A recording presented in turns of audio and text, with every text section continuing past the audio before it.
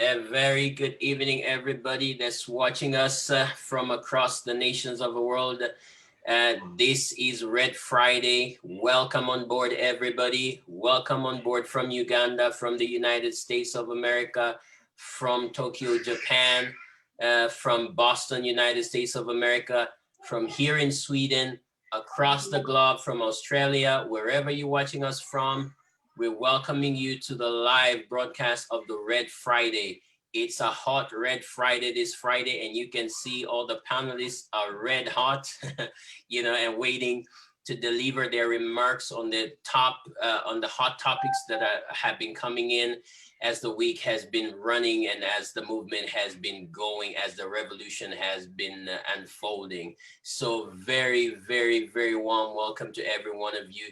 And I would start by introducing myself and also introducing my panelists. I'll give them 1 minute each to introduce themselves, but I'll start with myself.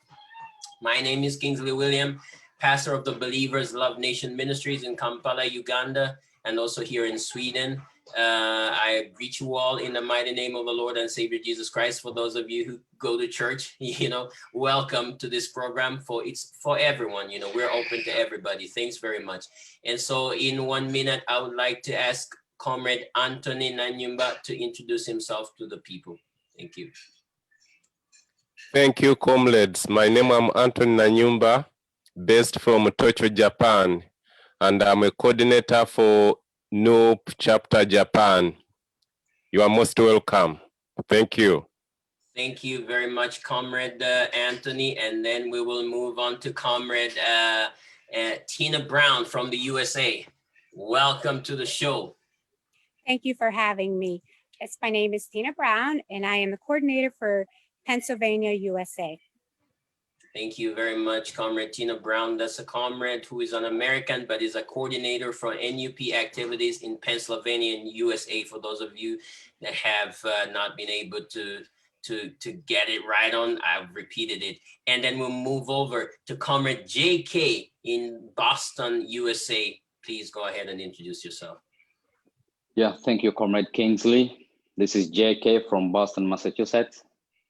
I'm a people power activist, and I would really love to see a new Uganda.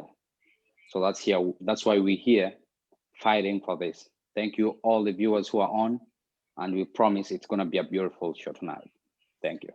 Absolutely, absolutely. Thank you, Comrade JK. And for those of you that have just joined us and those of you that are going to join us later, I would like to let you all know it's a hot week. It's been a hot week. In Uganda, we're saying, we usually use that term that this thing is taking us at high speed, 360 kilometers per hour. Akarimi kagudeyo. So basically a lot of hot topics and a lot of hot issues. We're going to be discussing John Baptist Chibalama issue right here on Red Friday. We're going to be discussing the vetting process of the NUP. And of course, we're going to be discussing the continued closure of places of worship, in Uganda, if it's really COVID or there is some political play that is coming into play right now.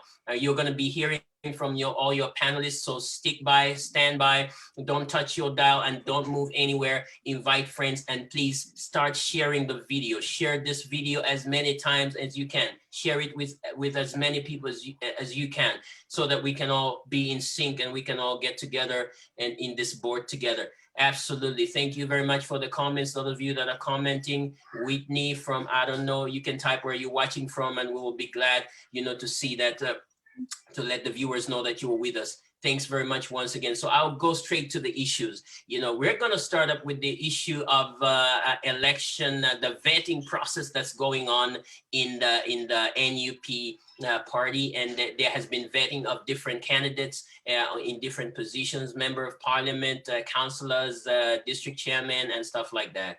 And this vetting process has seen a lot of hurdles, has seen a lot of government arm trying to resist the process, trying to make the party go slow on doing its process. The process has attracted a lot of members. It has attracted a lot of people coming into the party, seeing that the party activities are serious.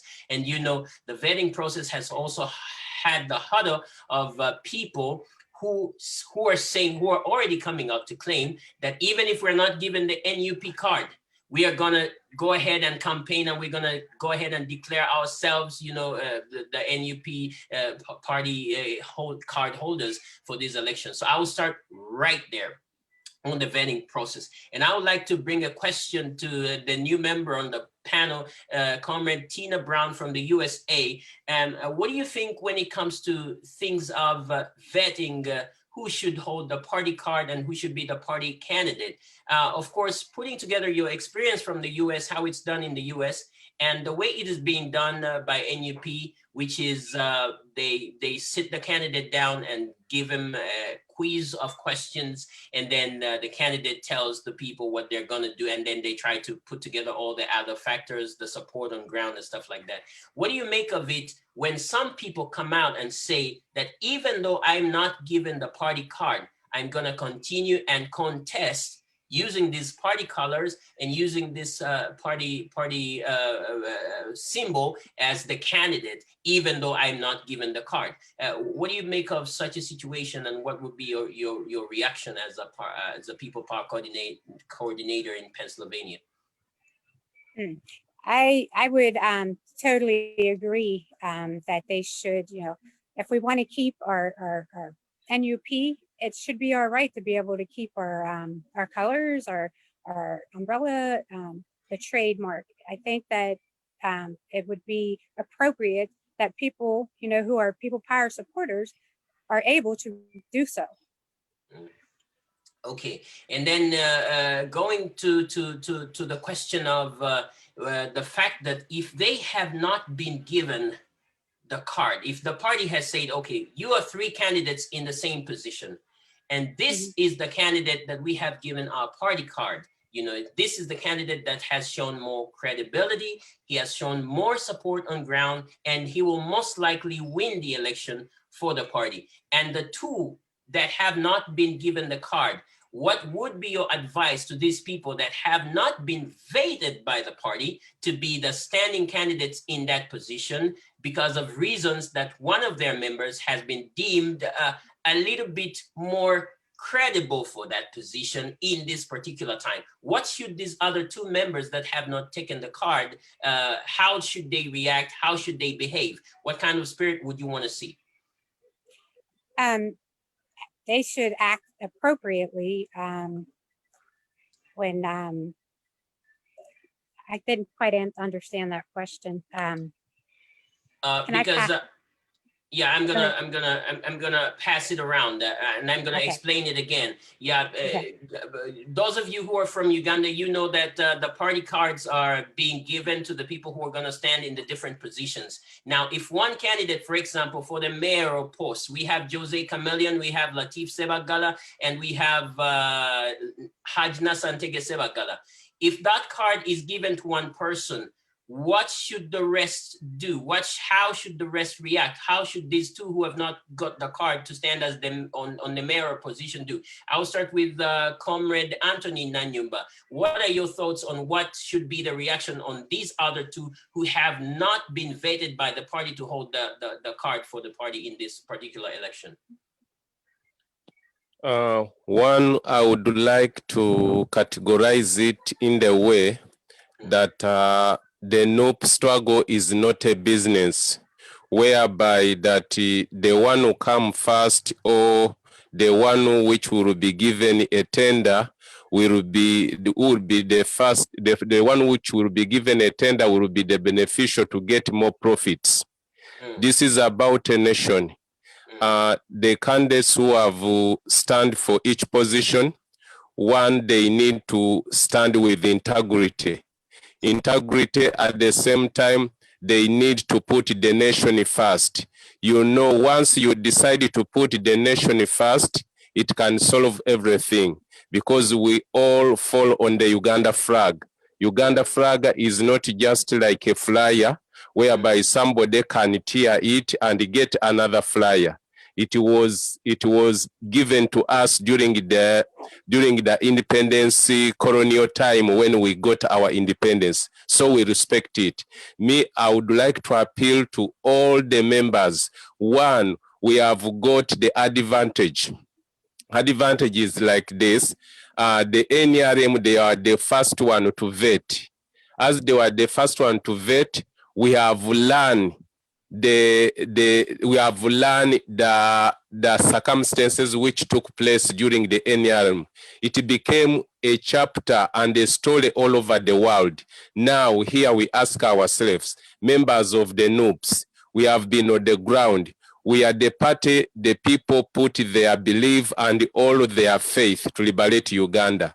Will it be a good example to show to the people that also in NUP we are pulling a rope, we are fighting for positions? This is not a time to fight for positions. One, we have seen the NRM, they have fight for positions, they carry a gun. So if they carry a gun, do we think that in NUP or we are going also to carry the knives or the panga to start slicing ourselves during the vet time? Here is a question to come to each one member of NUP, the respect from the top. What is the values why our principal Kyagulanyi stood for the NUP to liberate Uganda? People need to sort out the matter. The election, the vet will be there today. Tomorrow it will finish. If we fight by each other, the day after tomorrow, we cannot look each other in our faces.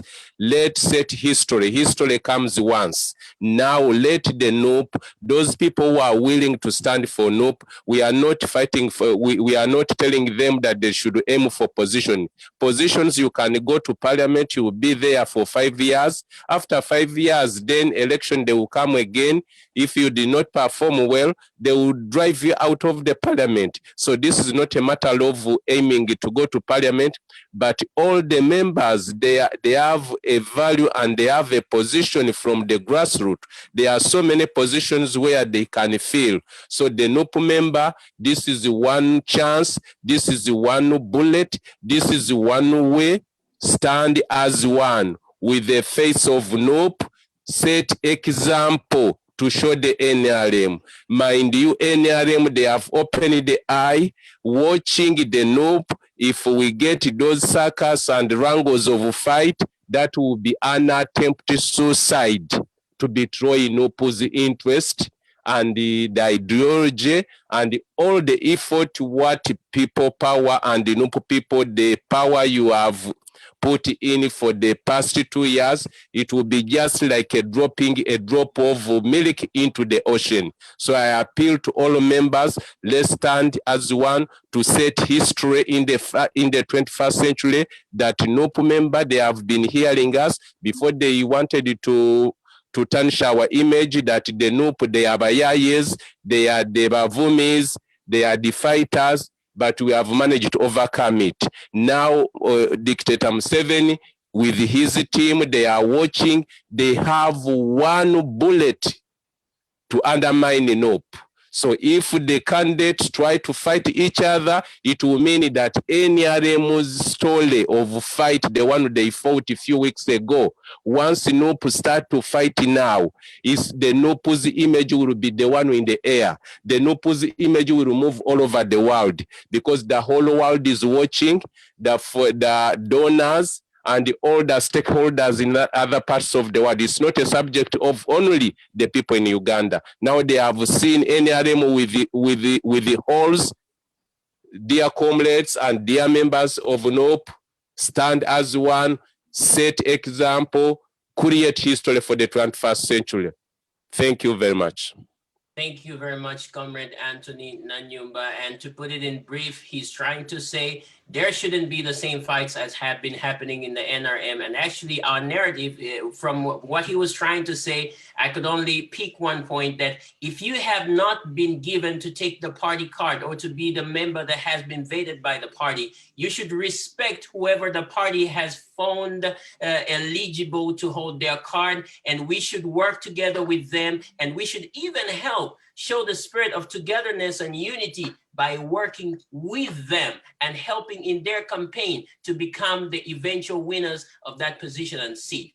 And from what he has said, I've also gathered that because the new government of the NUP is coming into power, of course, one of the core values is to lift the economy of Uganda. And in so doing, the NUP is going to cut public expenditure on politics and on political leaders. That means these seats that people are fighting for, member of parliament, district councillor, the salaries are actually going to be slashed so that someone comes into a position not to make money, but to serve the country. It's going to take people of sacrifice who are willing to leave their businesses that are high earning, but then join the party and earn a relative salary just like any other Ugandan, because this is the only way we can develop hospitals. This is the only way we can build schools, if we cut that expenditure that the government of Uganda is wasting on parliament and on leaders and on public servants. So I'm going to go over to Comrade JK. Within the same chapter, we have seen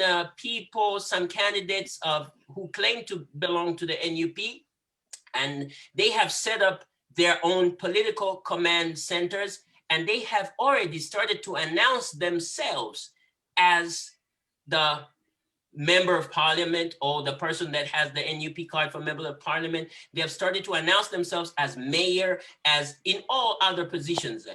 What would be your take on that?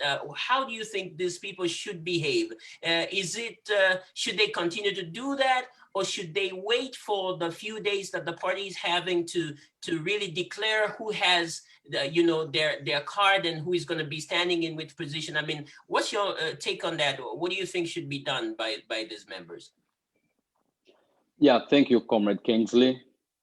What Ugandans need to know, that we are dealing with a party that has been in power for 35 years.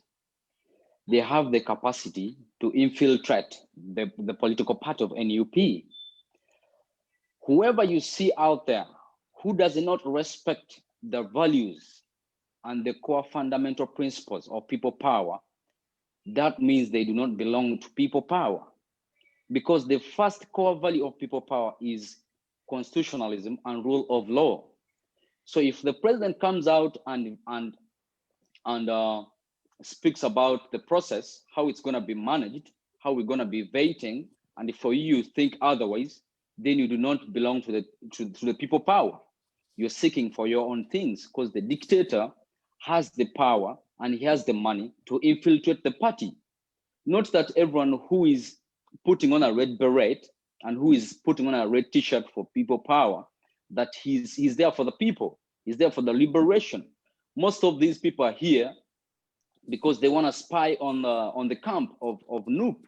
So putting in context, we cannot even copy anything from NRM, because you saw the election and the Honorable Anite came out strongly saying that people came from Congo and voted for Ayume. This was really embarrassing, because a party that has been in power for 35 years and you get a full minister coming on a TV set saying that people came from Congo and voted. So what do we expect at the end of the day in the general election? That means President Museveni is preparing so many people from Congo and South Sudan to come and participate in an election in Uganda. So we cannot copy anything. That's why the president, His Excellency Robert Kyagulanyi Ssentamu, and the committee opted for this type of vetting, that they should deploy our team on ground to investigate, because this is a people's party. This is service for the people, not service for yourself. So we have to first find out who is strong on ground, who has the voices of the people. That's why we cannot opt for the NRM type that is full of rigging. Imagine you have a party that has been in power for 35 years, which is spearheaded by a full general, but they cannot count 1, 2, 3 basic algebras. They cannot count 1, 2, 3 to 100. That's where the fraud came from. They started fighting. They brought in police to shoot at each other. Also, we cannot see this going. We cannot let this go free without us speaking about it. Mr. Museveni, when he saw that his NRM, that the one they call mass party, is deteriorating, what he said, that every Ugandan that has an identity card should go out and vote. this was really very embarrassing. You know what? President Museveni himself, through his chairman of Electoral Commission, the chairman of Electoral Commission of NRM, they came out and said they have 12 million voters of NRM. So it would be so embarrassing for the 12 million voters at the end of the primaries when they have voted not even 1 million. That's why Museveni opened up this thing that everyone should go out there and vote to clarify and satisfy Ugandans that NRM has 12 million voters. But if Museveni only opted for the NRM supporters to vote, we would see about over 400,000 people voting. Seriously, people are tired. So our kind of vetting should be respected by all the people who think and also appreciate the values and principles of people power. That is constitutionalism and rule of law. And the person who doesn't respect our principle, they do not stand with NUP, and that means they are not NUP, they are infiltrators, and they are being paid and used by the NRM regime to sabotage the activities of people power. Thank you very much, Comrade JK.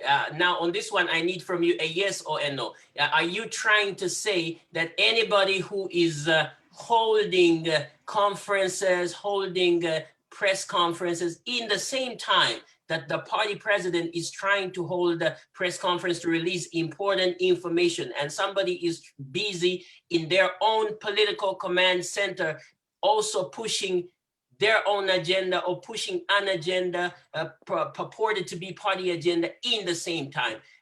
Are you saying that this person is not showing respect to the party because these activities have clearly not been sanctioned by the party? Is that a yes or no? Are these persons acting outside of the laws of NUP? Thank you. Just a minute. I would say yes. But if we go back, because we are reflecting from the democracy, the big democracies. In the United States, we have Elizabeth Warren, who has served in the administration for a very long time. We have Andrew Yang. We have so many contenders who had come to pick a Democratic Party ticket. But when Joe Biden came through and beat them all, they supported Joe Biden and they came out, called him, and accepted defeat.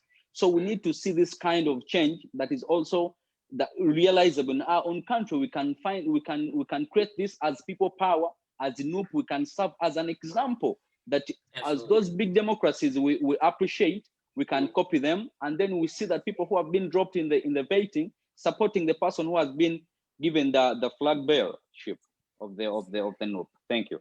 Thank you very much. Now I'm going to flip over. I'm gonna flip over. I'm gonna give you your minute, Comrade Anthony. I'm gonna flip over to Comrade Tina Brown because I want to get this a bit more wide and extensive. He talked about the USA, and we have a person right from the USA. I'm gonna bring in this issue for all of you.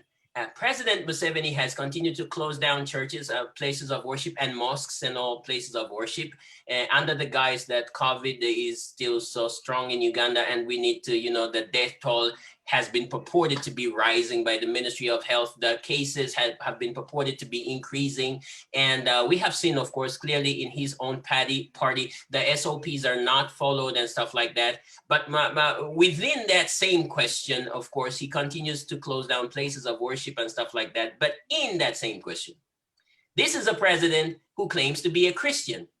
This is a president who claims to, who brings people in his, state house, and they hold national prayers after like 4 or 5 weeks, praying to God, quote unquote, to save the day. Now, Comrade Tina Brown, from the United States, I know this is a first world country where people are usually examined if they really follow what they say. We saw the example of Nancy Pelosi, who was pushing the agenda of masks and mandatory mask wearing, where she got trapped in a saloon and she was not putting on a mask herself, And so I would like to relate it to the question of Museveni being a purported Christian. When you look at all the things that President Museveni is doing and his government is doing and his army is doing, the fact that he has backtracked on a lot of statements, what do you make of his Christianity? How would you describe his Christianity, if he is Christian at all? I would just like to give you the floor to just explain to me what kind of Christian you would term him, and also explain to the people from your knowledge of Christianity and religion, what a true Christian should be doing if it was President Museveni. So over to you, Comrade Tina Brown. Yes, thank you. First off, the Bible tells us to judge people by their fruits, Yes. so that we know who is among us, who's like speaking among us. And truly, by M7's fruits, I would say that he is not a Christian, due to the fact God's children would not order to go out on a murder chase. They would not order somebody to be murdered. God's children do not act like that. God tells us to love all, or to love everybody and show everybody respect. But he does not show fruits of the Spirit, which God commands us to do. We all know that, he goes out and he tear gassed people for no reason. I saw just yesterday that he tear gassed, and a mother and a little baby was so sick from it. That is not God. God would not do that. God's children sow love. And that's what we're supposed to do. And judging by our fruits, we, as a Christian, we are to set a good example of what God's word tells us to do. And by M7's appearance, he is not showing the fruit of the Spirit, not one fruit of the Spirit. I would go on to say that he is demon possessed, is what I would go on to say. And as far as churches are a necessity, God's children, we feed off of God's word. That's what God tells us to do. We're supposed to read his word daily, go to him in prayer. When we're having these kind of problems, we have to give them to God. So to keep churches closed, I think that is a horrible thing, because as a child of God, I need that fellowship from my brothers and sisters to be able to, to move on. We're supposed to help each other. So Christianity in M7, he needs to go back into the word of God and examine himself, because he is not showing the fruits of the spirits, sir. Thank you very much, Comrade Tina. And the point of information, that has been really powerful, because you called it as it is. You just told it as it is, because if we're talking about demon possession, we should not look at so far. This guy is clearly acting and is clearly showing that somewhat he is demon possessed. Because you cannot be a child of God and go out and send the army to kill somebody, and even applaud them for the torture that they did. Which child of God does not have the compassion of God, for that? And I'm speaking for all religions. I mean, even if you're Muslim, there is no religion that would condone the kind of behavior that Mr. Museveni is displaying to Ugandans currently. Now, just one more question before I let you go on this same matter. Mr. Museveni has been known to be supported by the church in Uganda. In fact, the evangelicals, as you call them in America, in Uganda, we call them the Balokole, or the people who call themselves the saved, but I would use the American term because you understand it coming from America. They're called the evangelicals, the pastors, and, where you see those, all those, the new church, the charismatic Christians, they are the biggest support. They have been giving him support always. Their church platforms are open to him. He has been giving lots of money, not only to the evangelicals and even to these other churches. And he's known to be, a person who is well grounded in this environment. What do you make of those Christians? What does that have to speak about their Christianity if they support a person who claims to be Christian and does all these things? Does this really give us an image into the nature of his supporters, the nature of these people and these churches that so support him that they wouldn't even come out to condemn the actions that are contrary to the word of God that he is doing? What do you make of his followers, his supporters, especially from the Christian fraternity? As far as from the Christian standpoint, I like to say God's children. First off, I am very disappointed of the so-called Christians, churches in Uganda who are not helping support the people who really need help and who are taking blood money from the dictator. That is, to me, that is Judas being sold out. They're selling out, you know, they're selling out the true word of God. They're not standing on and supporting what they are supposed to, because as pastors, so to speak, you know, you're going to be held accountable for all the wrongful leading you are doing. And people who are not supporting and standing up for the word of God, but they're saying that they are Christians and they're, you know, and they're leading people, those are false prophets. And the Bible tells us to clearly be aware of false prophets. So if they're supporting a murderer, they're no child of God. They need to get in the word of God and get in check, because they are truly not a child of God. And I am calling them by my fruits. For people who say, oh, you can't judge people. Yes, we can. We can judge them by their fruits. And what the churches are doing over there, they're disappointing me, myself, they're disappointing me, because they should be helping the people in a struggle, not condoning a murderer and upholding him. They need to help the people, because on Judgment Day, on that great and mighty day, which we're all going to come face to face with God himself, he's going to say to them, what did you do? You hurt my people. You didn't follow my word. You didn't follow my example. So therefore, they will answer on Judgment Day for what they are doing to the Ugandan people, sir. Thank you so very much. It couldn't get more clear than that. You know, she has put it out there very well for you. And for those of you who would be asking themselves what to do, the answer is simple, plain, and clear. God stands with the oppressed. God has never stood with the oppressor. He's always for the oppressed people. And what we're talking about, the oppressed people today, are the millions of Ugandans that are disenfranchised, are the young people that don't have jobs, are the mothers that are dying in labor wards every day, and those babies, beautiful Ugandan leaders of tomorrow, that are dying even without spending 24 hours on this planet Earth, because the dictator and his government have stolen all the funds that would have built the hospitals, that would have built the schools, that would have built the factories. And in the end of the day, we are having a crying nation because of a person who purports to be Christian. So if you follow him and you follow his actions and still support his regime, you have a problem on your mind, because you're clearly not a child of God. I'm not going to say more than that on that issue. I'll let you guys digest it for yourselves.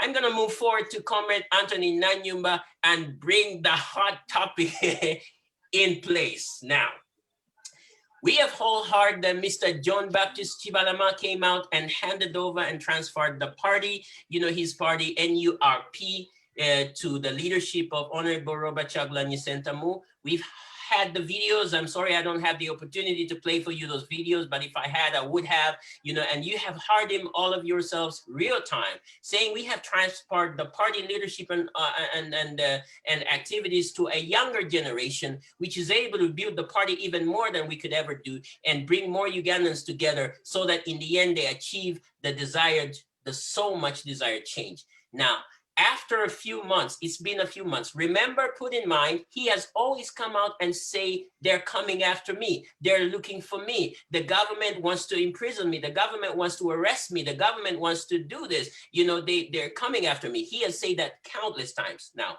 knowing all those facts and seeing the recent video that he came out, actually, if you can tell, for us who can tell with psychology and study body language, he was clearly reading or getting the information from someone what he was saying.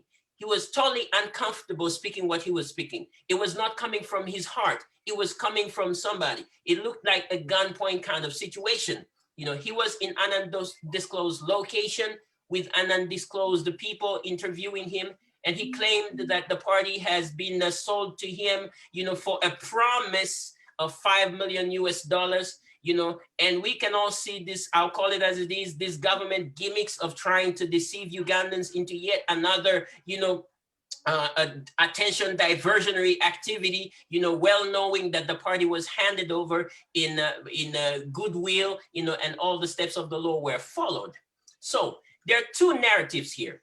It is either Mr. John Baptist Chibalama was bought off actually by the NRM, because we know the NRM to do a lot of that stuff, or he is under intimidation, he's held against his own will in an unknown location to everybody, and he is saying these things on gunpoint. They probably have one of his family members or close relatives at ransom and saying, if you don't say this, if you don't come out and backtrack on your statements of the party, you know, we're gonna do this to your person, or we're gonna do this to your, so he's clearly under a life-threatening situation, and he's really doing things against his will. So those are the two narratives, notwithstanding that whatever happens with Mr. John Baptist Chibalama, of course, the NUP exists legally, all the legal formations were followed, and the confidence has been brought by the president to all people that the party is strong and standing firm legally. So people out there, do not be scared. There's nothing going on that could change the party. You are standing as candidates and as supporters of a party that exists legally. Now, Mr. Anthony Nanyumba, what do you make of these two narratives? Has he been bought off, or do you think he's being held against his will, and he's being intimidated and threatened into saying all these things? And because soon we will know which is the true of these two narratives. But what do you make of it as Ugandans are watching and listening to you, please? Thank you, comrade. I would like to say that when you devalue what you do, the world will devalue you. So Mr. Museveni, all the things he has done, the world is devalue him. You can see the background of Mr. Chibalama by its nature. One, the press conference was done at night. By night, it shows you psychologically that Mr. Chibalama, the environment which was surrounding him, he was under fear, he was under gunpoint, whereby even during the daytime, if it was genuine that Mr. Chibalama is speaking from his heart, I could expect Mr. Chibalama to make a press conference in the compound and the daytime, where people even pass at the back of his profile. But this is a place, unidentified place, and he was on the high building, whereby there were some threats that if you attempt to refuse to talk what we are telling you to talk, we are going to throw you from the building. So Mr. Chibalama was under fear. He was forced to confess the story which was not true. And based on the statement which we have heard from the NOP, the AFDAB, which was signed by Mr. Chibalama at first when he was handing over the NOP to our People Power movement, it was different with another AFDAB which was being given again under the gunpoint. Even the judge refused to recognize that, which means that the regime, they are trying to use what we could call kangaroo style in whatever they are doing. Now here is a case for the people of Uganda now to decide. One, I just want you to put you one side or to show you an example. Let me go to Museveni direct. If it was Museveni to be with Mr. Chibalama, if he happened to hand over this party to Mr. Museveni, by now, to assure you, Mr. Chibalama will be a dead soul, because Mr. Museveni, he doesn't want to live with history. He doesn't want to live with evidence. So Mr. Museveni, in the first place, after receiving the powers from Mr. Chibalama, Mr. Chibalama will be a dead soul, will be assassinated. But here with the people power, because the people power stands for the truth and stands with integrity and starts with the values of the people and the life itself to protect its citizen. The people power under the people power stock on NUP, they did not attempt to go to the line of killing or assassinate Mr. Chibalama because they wanted Mr. Chibalama to be there as a historical, whereby by 2021, when NUP take power, Mr. Chibalama will be witnessed with the millions of Uganda in Nambole and to give a big clap for him for the job what he has done. But with the regime, by seeing that, the regime did not want to see Mr. Chibalama to reach to that history moment. Now they try to divert, and also they know that whatever they try to attempt to do all of those things, it will distract our principal, Mr. Chagulanyi's focus and the concentration on other important issue.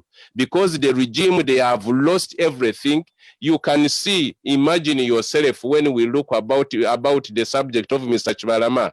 If the regime are convinced that they are going to win the election in 2021, why did they now attempt to do all those kangaroo style to create stories which are not genuine?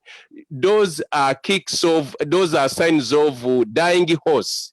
So the regime now is trying to attempt to do all of those bad games to create fear in the people. And we are seeing only Mr. Chibalama, but a lot of people are going to experience such impunity. But here we can just take a one step. One I could suggest, because we don't have other avenues where we could talk things, let's talk in the open place. For me, I see now Mr. Chibalama, regardless of whether he's on our side, Mr. Chibalama now is on remote control. So the games, they are the one now controlling him. We can see Mr. Chibalama today will talk and show the world that is on our side. The day after tomorrow, these people, they will point a gun on his head again to place him to talk other different subjects. Here is the case. If Mr. Chibalama could attempt, I don't know when or which day or which week, Mr. Chibalama's safe haven, and for the interest of our NUP and for the interest of Ugandans and for our movement to be able to succeed without any interruption, Mr. Chibalama would rather take exit out of Uganda.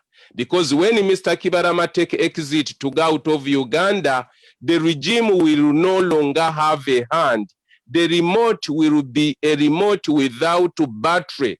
So they will not do all of those bad games. And Mr. Chibalama will help us on the international community to recognize that in Uganda, when you surrender your party to another leader, you become enemy of the state, which means that the democracy is not in Uganda. There, the international community will put more eye on Uganda, so that even when we want to get other evidence, Mr. Chibalama can be either in Europe, can be in UK, can be in Netherlands, can be in USA. Mr. Chibalama can give evidence even on online. But right now, if we leave Mr. Chibalama to be in Uganda, time will come, the regime can even destroy the tongue of Mr. Chibalama to look like this honorable, there's which honorable was poisoned, what is his name? Do you remember him? Haji. The honorable was poisoned. Yeah, it's honorable from Islamic community, I think, Hussein Chanjo. Yeah. Mzee Chanjo. So Mzee Chanjo now, he used battery to talk. But for now, the regime, they can use the poison which will not even allow Mr. Chibalama to talk. So that Mr. Chibalama will just be there like a doll. then for them, they can bring another subject which they can use to fight against our NUP. So the person who would be there to give evidence, the Tanga will be already gone. So here is my suggestion that Mr. Chibalama, if he happened to get out from those people, because we have seen other people like the Dr. Kizabe CJ was able, so he was arrested and later he was able to get out of the country. The plan and the solution will be for Mr. Chibalama to take exit to get out of Uganda. Right now, he has been already put a remote, he's on remote control. He cannot be a free man in Uganda and he cannot confess the right thing from his heart. So here is where all Ugandans to share this suggestion to see the way how Mr. Chibalama can get a life safety and a good place so that Mr. Chibalama could come back to Uganda when Uganda is already liberated with the NUP and the Principal Chagulanyi. Thank you very much. So as Thank you all heard it, thank you very much, Comrade Nanyumba. As you all heard it from Comrade Nanyumba, he's suggesting amnesty for Mr. Chibalama because sometimes people who do big things like this, you know, for the liberation, of course, will not be let walk free. But for now, we can all begin with a hashtag of free Mr. John Baptist Chibalama. Let him say whatever he has to say in open daylight, in his home, preferably with all media houses invited. You know, let him return to his home, have to relax and say all he has to say in his right mind. And if that time comes and things need to go to court, let him appear to court, you know, without being brought by the UPDF or without being brought by anybody else, but himself coming to court and tell us what's really on his mind. Because according to Mr. Anthony Nanyumba, he's clearly being held on remote control. He's clearly on gunpoint and doing whatever he's doing because he's been put on gunpoint. Now, in the same case, I'm gonna flip over to Comrade JK. Briefly, you know, on that same subject of Mr. John Baptist Chibalama. What do you make of it? Because Comrade Anthony has given us the side of Mr. Chibalama is really held against his will. In fact, from one of our media outlets, it came out that the UPDF are holding Mr. Chibalama. So the Uganda People's Defense Forces are having Mr. Chibalama. Which crime? Nobody knows. Which case he has to answer? Nobody knows. The little we know is because he has transferred the party ownership to Robert Chagulanyi Sentamu and created the only way for Robert Chagulanyi Sentamu to appear on the ballot paper because they had planned for him not to appear, but he outsmarted the government and he came through a neutral party which already existed. Now, Comrade JK, what do you make of these two sides before I come to Comrade Tina? Because these things involve international affairs. We have talked about a question of amnesty, and I'll come to you, Comrade Tina, about the thing of amnesty. You know, if Mr. Chibalama really should seek amnesty or, you know, should seek a safer place to live, asylum, you know, so that between now and the elections, he's out of the country. And then when the elections is done, he will be back in the country. But we come to that, Comrade Tina, later. So Comrade JK, I would like you to tell the people, what's your take on the two sides? Could it be he has been bought off and he's actually going to say the same things when he comes, or he's held under gunpoint and he's being forced to do things against his own will? What's your take? Yeah, thank you so much, Comrade Kingsley. You know, Mr. Museveni is the most cowardice dictator that has ever existed on planet Earth. But the government and its leader, Mr. Museveni, should know that, as our principal told him, that he's Bobiwine. Mr. Museveni doesn't know that he's dealing with a celebrity. His Excellency Robert Chagulanyi Sentamu is a celebrated artist. The president of NUP is not looking for fame. Even a kid of 2 years knows Bobiwine. So, due to the fact that the government is on tenterhooks, is on shake right now, these are the impacts. They are devising all the solutions and all possible means. But first and foremost, the script, the person who scripted all this move of abducting Mr. Chibalama is a dull person. He doesn't know how to play the cards. I don't know how Mr. Museveni employs these dull people to be in our security, because you cannot use a TV that has been all over the time malicing His Excellency Robert Kyagulanyi Ssentamu to produce this information, to produce this video. There is no person amongst these dull members of the security that can come and sit with Mr. Chibalama on live video because they are cowards. You saw Mr. Chibalama when he was handing over the party to Mr. Bobiwine, His Excellency. Very many people were surrounding the place. I want these people who think what they are doing is right to come sit beside Mr. Chibalama as he makes these pronunciations. These are big cowards. First of all, this has showed weakness in the security organs of the country as Uganda. The army last time said that they don't know any whereabouts of Mr. Chibalama. The next morning, they are conceding that they know and they have Mr. Chibalama. So the integrity of the army and the trust has been lost for the past 35 years. Because what is good for the G's should be also good for the Ugandans. Mr. Museveni wants to do things otherwise and show us something also else. On the other side, the police came out also and said they don't know whereabouts of Mr. Chibalama. But at the end of the day, the same security organs, so I don't know, do we still have security organs in the country that are actively working for the best of the people? Or every security organ is working for themselves and to promote themselves to have bigger budgets at the end of the day?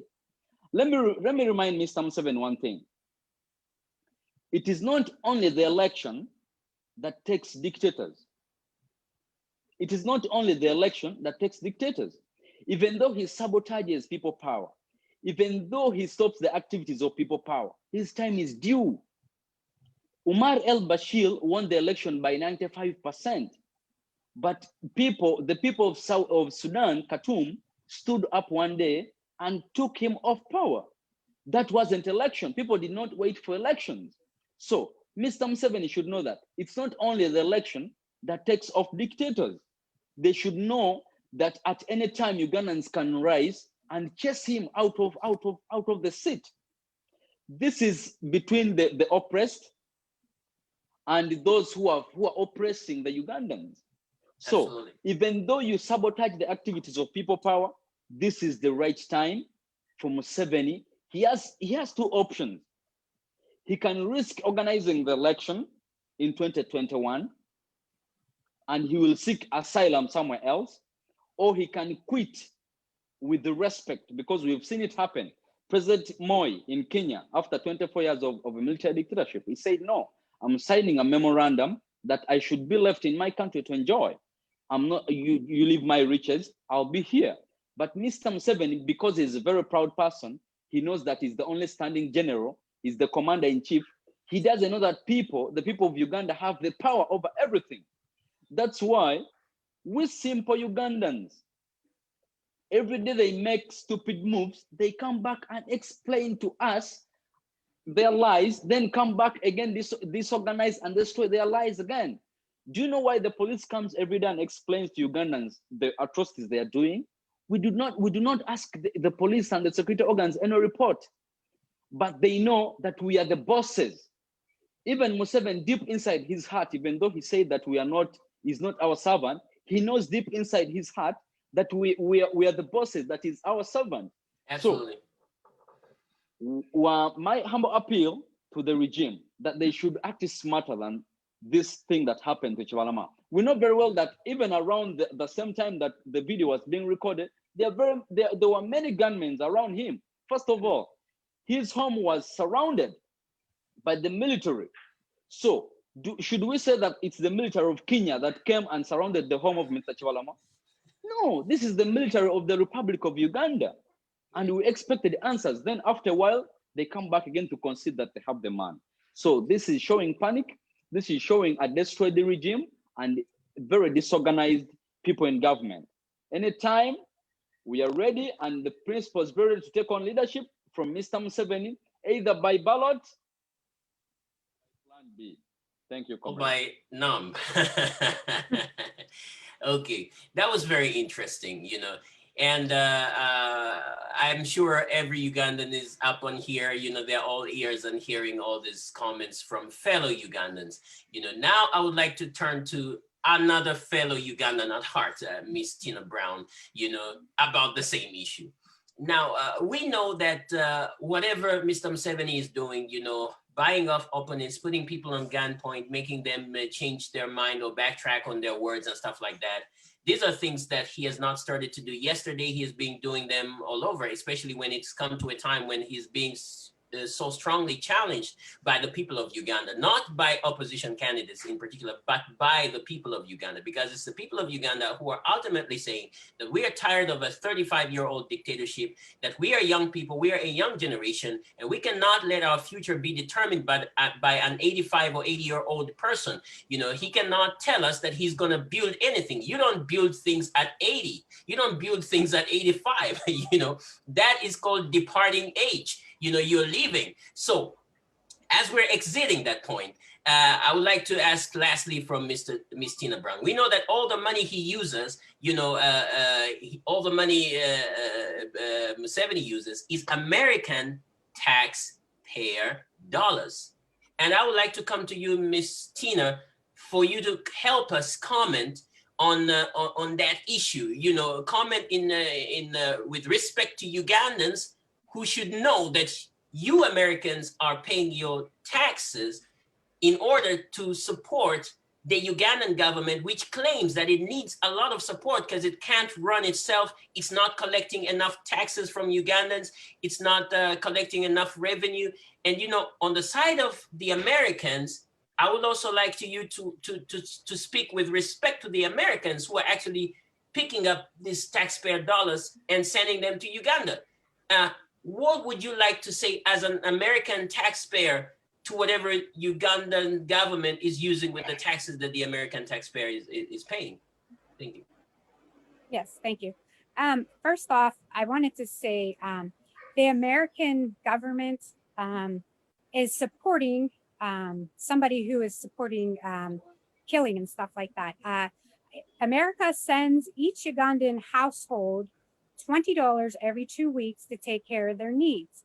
They send it to the government, and the government is not giving it to the people. So, sorry, comrade, please come back again on that. Word for word. The American taxpayers are sending how much to every Ugandan? Please repeat that statement because I want all Ugandans on here to hear it very clearly. Yes, please. Yes, sir. The American government is sending each Ugandan household $20 every 2 weeks for a pandemic that doesn't even exist in Uganda. However, in turn, Museveni is not giving the money to the people. He is buying weapons and tear gas and things to harm the Ugandan people. And it irates me to know that my country, USA, is supporting such a monster. Because the people, you have people who's been locked in their houses since March. You lock people in your houses, you don't give them food, you don't give them water, no means of surviving. He's killing off the young generation in Uganda, and he's doing it because he doesn't want them to rise. He doesn't want them to stand up and have freedom. He wants to keep them under his thumb, so to speak. So as far as sadly as I can, say, I want my country, the USA, to stop supporting M7, and that is helping fuel him and fuel his military and fuel his police, if that's what you want to call those monsters, to harm the Ugandan people. So I ask even my government to stop supporting M7 and to redirect that money to NUP, people power, so that the people are going to get what is coming to them. Thank you very much. Those are really, really strong words. They kind of put you into a bit of emotion. I'm talking about myself right now. They put me into a bit of emotion. And for those of you who are really scared that the word monster is being used, it's because, in this part of the world, people are not used to this kind of life. You cannot kill your own people and claim to be human. You cannot put innocent people's lives at stake and claim to be human, and claim to love them, and claim to be their leader who cares about them. You cannot promise, to give food. You cannot tell people to stay in their homes and you're going to give them food.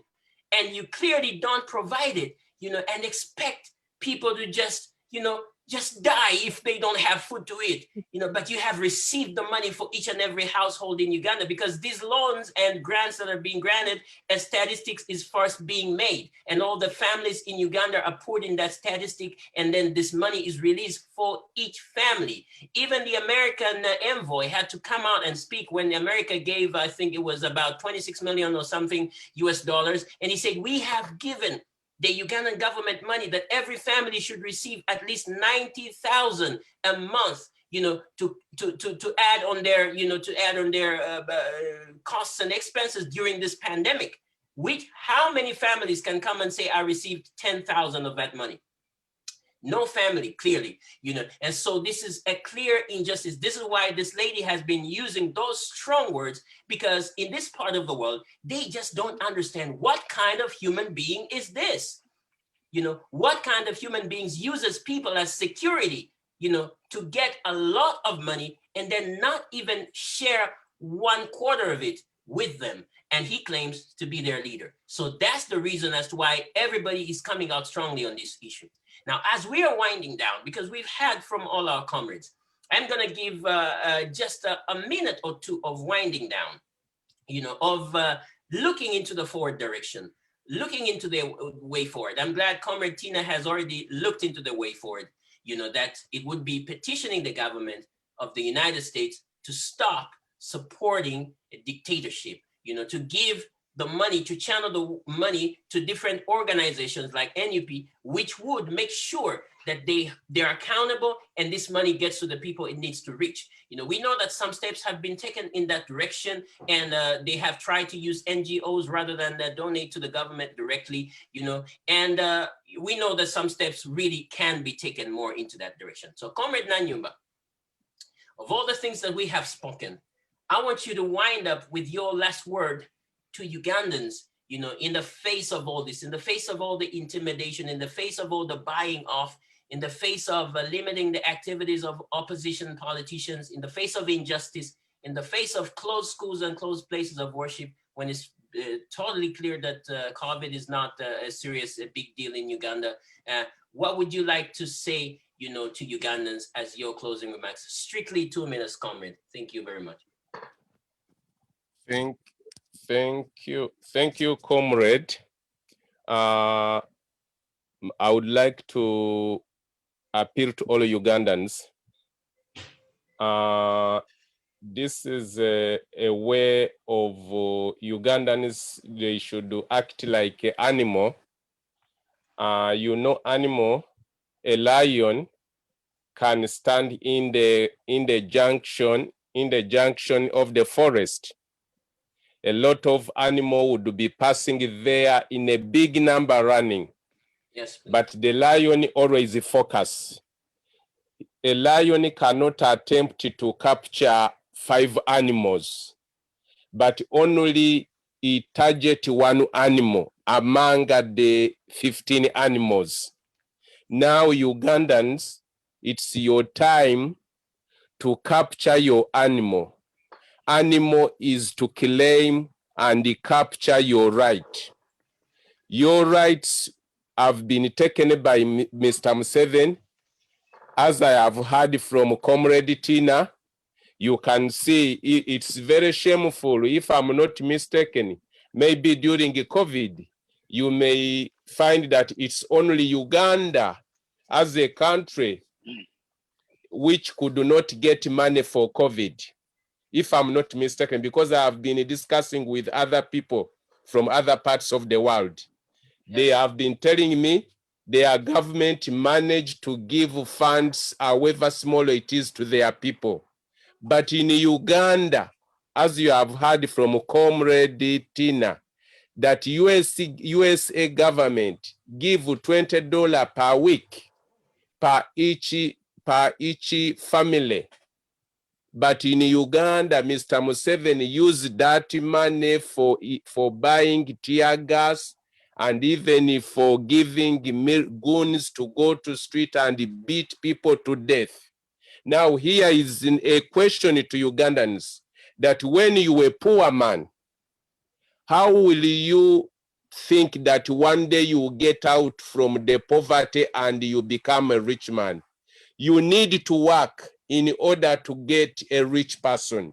But if you keep yourself always being a sadness person, and always you call yourself I'm a poor person, and yet you have two hands, you cannot come out from that zone. Now Ugandans, you are trapped. You have seen COVID was a sign. In fact, I call it as a light for Ugandans, because many things have been exposed during COVID. Without COVID, maybe we couldn't manage to get this opportunity to see the things which were exposed during Museveni's leadership in Uganda. Now I appeal to all Ugandans. I always use a proverb of saying that a lion, when he's angry, a lion take a decision by itself without consulting other lion. Then he go to another village and he wait for animal. When the animal come, a lion take a decision and energy and all effort to capture that animal. But for Ugandans, you can see now, Sister Comrade Tina say $20.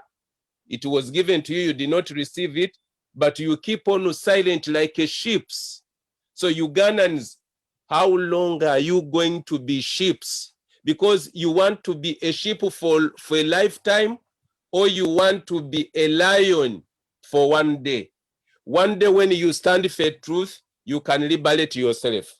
Mr. Museveni, the things you are seeing now, if you give a chance to Mr. Museveni for another 5 years, Ugandans, don't be surprised that Uganda will look like North Korea.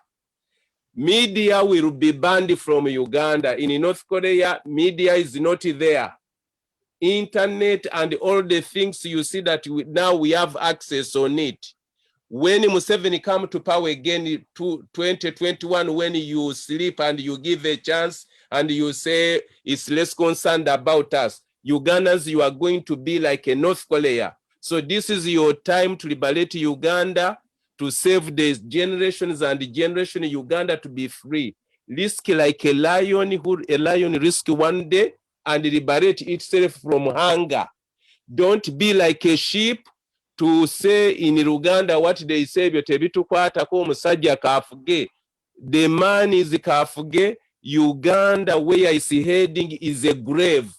People who are thinking that now you have something you are managing, even the people who are in the middle class. This time when this man happened to get power, you the people in the middle class, because he has tested, he know that the middle class, you don't like him, you have been supporting Honorable Chagulanyi, so it's going to create a system which will bring you even from the middle class to go to the ground level. So my appeal to Uganda, let's stand as one. Fear, let me tell you a miracle. A miracle of darkness is right. Ugandans, now you are in darkness. Let's look for a miracle. A miracle is a light. A light is for Honorable Chagulanyi, our principal, 2021, a light to light up on Uganda soil, a part of Africa. Thank you, comrade. Let's keep our spirit up.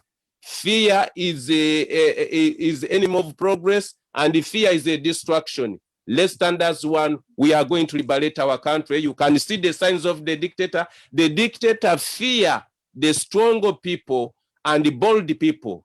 The dictator doesn't scared about the cowards.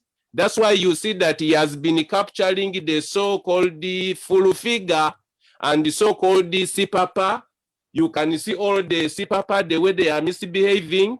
Which country where you can see a person like a CPAPA to carry a gun, to move with the goon people, to go and shoot our headquarters, and no any security personnel to bring him into accountable or to be brought in the book.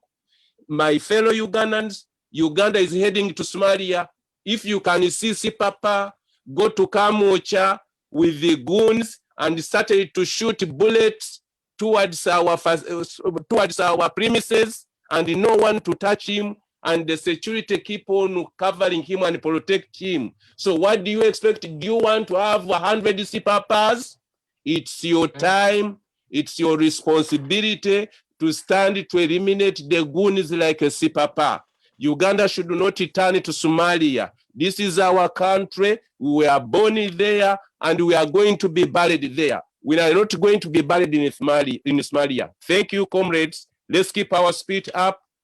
Our victory, mission 21, with the Honorable Kyagulanyi, our principal, to be in State House. Let rain rains, let sun suns the whole day. We are going to stand for our right and claim our country. Thank you very much, my comrades. Thank you very much, comrade, for those strong words. They were really strong and they came with all that feeling, you know, and they really raised hopes of Ugandans, and you have really encouraged them, you know, in the way that you have. Now I'm going to run over to Comrade JK. I would like to remind our viewers that we are going to play for you, as we are winding up, an audio of Mr. John Baptist Chibalama, you know, by our tech team, and you're gonna hear for yourselves, you know, for those of you that have not heard. So prepare for that audio. Please stick with us. I want to move to Comrade JK for, in 2 minutes, your closing remarks on all those issues that we have been, talking about, what you would like to say to Ugandans, you know, and before I move to Comrade Tina, and before we have the audio. Please, Comrade JK. Yeah, thank you so much, Comrade Kingsley. It has brought me to a point, all the fracas that is happening in my country has brought me to a point to think that Uganda did not have opposition before the coming of His Excellency Robert Kyagulanyi Ssentamu. Because this is the situation that we have so many. Please come again on that issue. Make that statement again, because I want people to understand it properly. You just said that Uganda did not have an opposition until the coming of Robert Kyagulanyi Ssentamu. You know, come again and put it in your own words, because I want the people to get it very clearly. Yeah, exactly. Absolutely. It's bringing me to a conclusion that all before the coming of His Excellency Robert Kyagulanyi Ssentamu, Uganda did not have opposition. Because right now, we have over 20 political parties in Uganda. But why is Museveni only focused on NUP, the National Unity Platform? We have DP, we have FDC, we have UPC, and all these other political parties. But due to the fact that President Museveni knows that it's His Excellency Robert Kyagulanyi Ssentamu to succeed him, that's why he's sabotaging and deterring us from doing our activities as the party, diverting us and putting us into some other activities. So this is a clear indicator that President Museveni, inside his heart, has considered. Remember, His Excellency Robert Kyagulanyi Ssentamu is a very smart man. At the time he was struggling to read for PLE exams in RP7, our principal was picked from P6 to come and sit for P7 exams. So you're dealing with a very smart person. You're dealing with a smart individual who has gone through life experiences, so many life experiences. So to my humble appeal to all Ugandans and to all the people watching this show, in all the capacity that you have, in all the small capacity that you can afford, whether you're in Dubai, whether in Qatar, whether in South Africa, anywhere, wherever you are in the world, make sure that at least on the village where you're born, in the villages where you people come from, at least create a small coordination of 5 people that you can even send $10, that you can even send $15 to at least find a way that you can add a stone on the liberation of your country. Because what will you tell your grandkids? That what did you do during the struggle? So we have to tell stories tomorrow when Uganda is liberated, unless we'll remain crying every now and then. The dictator is trembling, the dictator is in panic, and the same mistakes have been done with so many dictators all over the world. The time is now, and the solution is Robert Kyagulanyi Ssentamu, the president that has been embraced by millions of Ugandans. People power, our power. United we stand, divided we fall. Thank you. Thank you very much, comrade. I couldn't add nothing on to that. It has been well explained and put together. Just to remind our viewers that you can get actively involved in the liberation movement of your own country by supporting the People Power movement, by supporting the National Unity Platform, because People Power has transcended into a political party, which is the National Unity Platform. Using our support portals. There's a website for you, and there's a phone number that has been already distributed by the president, in the names of, what's that name again? I'll come to it. Daniel Oriot. What Daniel, you can go to that number and we will pin it up for you there so that you can give your contributions via mobile money. And if you want to contribute for using our website, it is www.peoplepower.ugi.org. www.peoplepower.ugi.org. That's our website. You can also donate to the movement through those channels, and your cash will go directly to the headquarters in Uganda. Now, if you want to give through other means, of course, the different chapters, the diaspora coordinators are doing a great job in their different the coordination teams. The USA has had several fundraisers. Canada is organizing, Sweden is organizing, Japan is organizing, United Arab Emirates have done a couple and they're still organizing. Ugandans across the globe are really coming together to help the movement, because we know that Honorable Robert Chagulanyi is not going to do this work alone, and he needs a lot of funds. A total of 1.7 trillion Uganda shillings was released in budget fees, for this election alone. And we're not saying that to give 1.7 trillion, but we're saying you can give what you can. We can help ourselves. We ourselves are giving. Everybody else is standing up for the cause of liberating their own country. And by so doing, you are joining the Mission 2021 and you are actively fighting. 20th century wars are not wars with guns, 21st century wars.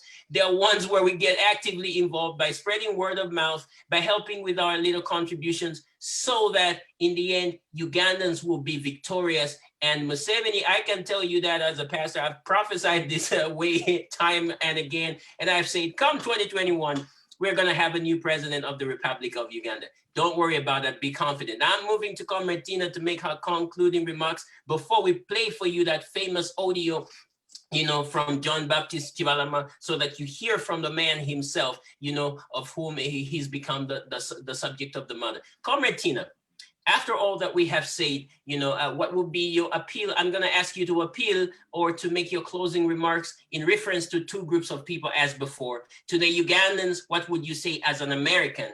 Because we have seen you opening the eyes of Ugandans in your statements, trying to tell them what they have not known, and yet it's the truth. And yet you have also appealed to the American government or to the American people. Now, with respect to all that has been said, what would be your concluding remarks, and what word would you like to leave for both the Ugandans, and both your fellow countrymen, the Americans? Of course, notwithstanding, you are a Ugandan at heart, so you're very welcome to be a part of us. So please go ahead and make your concluding remarks. Yes, thank you. I would say in conclusion, for Ugandan people to wake up and to be careful and wise. The Bible tells us to be wise as a serpent, but gentle as a dove. Be wise who you are letting minister to you. Be wise to, be alert to wolves in sheep's clothing. And as onto the American portion, I urge America and other countries who are supporting Uganda to stop sending their money to M7, because the people are not receiving it. The people are not getting it. So I would like for the Ugandans to wake up and realize what is really going on. If somebody hasn't changed in almost 35 years in government, food for thought. What makes you think that they would change for the next 5 years? So be wise.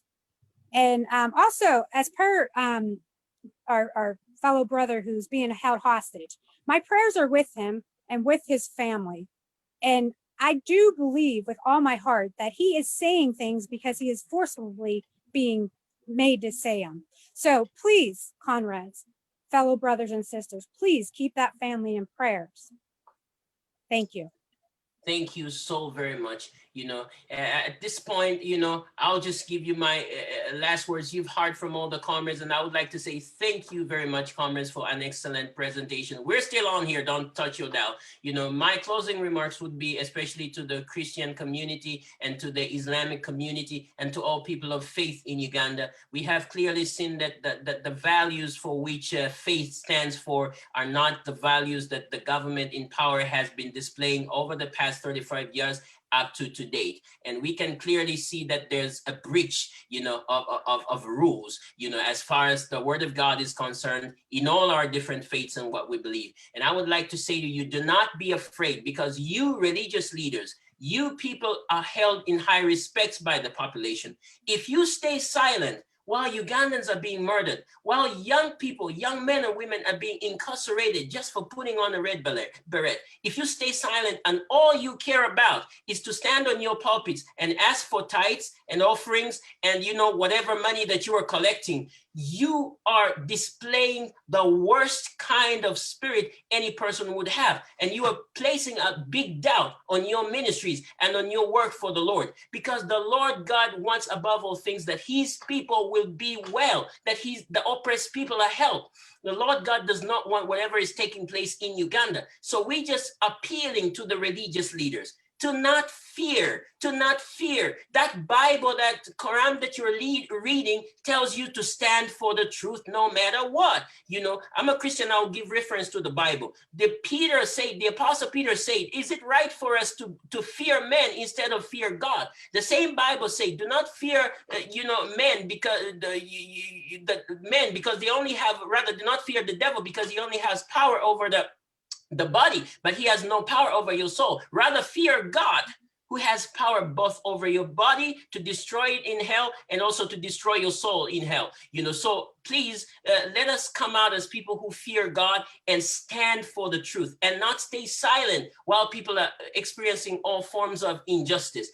That's my call to all religious people, to all people of faith, to all people who hold God in high regards, because our motto in Uganda says, for God and my country. If it is a country that follows God, then we ought to stand for the very values that stand on the Ugandan motto. We should do what God wants, not what man wants. Museveni is not God.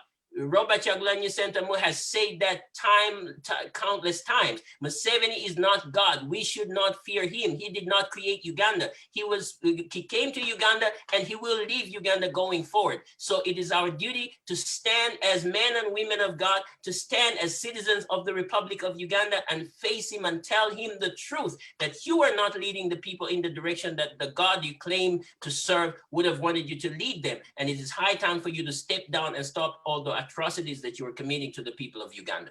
Now we are closing it with Comrade JB in our tech team, and he's bringing you an audio of Mr. John Baptist Chiwalama, as I would like to ask all of us to repeat our mission statements and clarify them, that people power, our power. NUP everywhere, and everywhere NUP. Robert Kyagulanyi Ssentamu for president come 2021. Absolutely. And vote the umbrella everywhere you see the umbrella. Vote justice, vote equality, vote peace, vote economic prosperity. And that is voting the umbrella NUP party everywhere on every post of the election. Comrade JB, over to you, please, as we sign out. It's obvious to everyone that this persecution is targeted for only one individual, Kyagulanyi Robert Ssentamu. Now, thirdly, there has been reports that Honorable Kyagulanyi bought the party from us. That's rubbish, total rubbish. A political party is not a commodity for sale. And here you wonder which supermarket that sells political parties, or where you can go and bargain to buy a political party. political party is not a commodity which can be sold or bought on the market. It is not something which can own as an individual. You cannot own a political party as an individual. Therefore, it is a legal entity in which has its constitution and other bylaws. The comrades who are leading the party now became members last year, and we followed all the steps to change leadership. Honorable Chagulanyi has never paid to us any shilling, any penny. I challenge whoever has that evidence of party having been sold to come up with that kind of evidence, and we shall challenge him or her. I repeat, Honorable Chagulanyi never paid any money to us. It's an internal leadership organization that we have to change our leadership within every 4 years of parliament. So we changed the leadership amicably, seeing that probably Chagulanyi had an upper hand than some of us were the leaders for the last 16 years. And for us, Ugandans, were unable to propel the party to the level where it is now. It's only 2 weeks ago when we unveiled this party, but you can see the fire that the party has put in the public. Therefore, the panic of government, therefore the panic of the electoral commission, therefore the panic of some of these so-called NRM sycophants. Because I think these people trying to put a claim on the party are NRM what? Cadres or sycophants. Ekibiina newunya nnyo bannayuganda. Eggwanga lyaffe lino lyonoonese nnyo, lyafa. Abantu balowooza mu kutunda tunda kino, abamu batunda bibanja bya bataata baabwe, abamu batunda ettaka lya bajjajja baabwe n'ettaka eriko bijja. Bantu bagudde ddala ku ssente. Naye ng'oli mu byabufuzi ebitwala eggwanga mu maaso, progressive politics, toyinza kuddawo nti natunze ekibiina, okitunda okiguzaani. Ekibiina okiwa value ki, kirina value ki? Ffe twayagala abasajja abavubuka bano bagende mu maaso okutwala eggwanga mu maaso n'okuwamba obuyinza bw'eggwanga lino nga bayita mu ki? Mu kulonda. Era ekyatuteesezaawo ekibiina ky'obufuzi ekya National Unity Platform oba National Unity Reconciliation and Development Party kwali kutwala buyinza obw'eggwanga lya Uganda nga tuyita mu makubo ag'amateeka. Kaakati emyaka 59 nze ekibiina ngenda kukitwala ntya mu maaso. Nende ekikwata ekibiina nekikugamba Kyagulanyi. Sebo awo oba otunze. Abantu abannamawulire mutuleetedde ebizibu. Abantu bateekera kusoma bukedde ne babasoma ekibiina bakitunda biliyoni emu. Ziriwa. Ekibiina bakitunda miliyoni 8 abo ne bamala. Gwavuddeyo kati n'abagamba ebisatu 300 million. Kivaawa. Kyagulanyi alina ssente ezo. Mumanyi okusinga maybe kuba mu interaction emirundi mingi. Ssente zivaawo ezo. Basebe tetutundanga kibiina. Thank you very much, Comrade JB. And you've heard from the man himself, from the tech team that is able to get us across the nations of the world from all our different media channel outlets. Thank you very much to our panelists today. Thank you very much, Comrade Tina Brown from the USA. Thank you very much, Comrade Anthony Nanyumba from Japan, Tokyo. From me here in Sweden, we would like to wish you a blessed week, and a blessed night tonight. Until we meet again next time, it will be Red Friday. So remember to tune in so that you will hear from fellow Ugandans. Thank you very much once again. God bless. People power, our power, NUP everywhere and everywhere. NUP. Thank you. Bye-bye.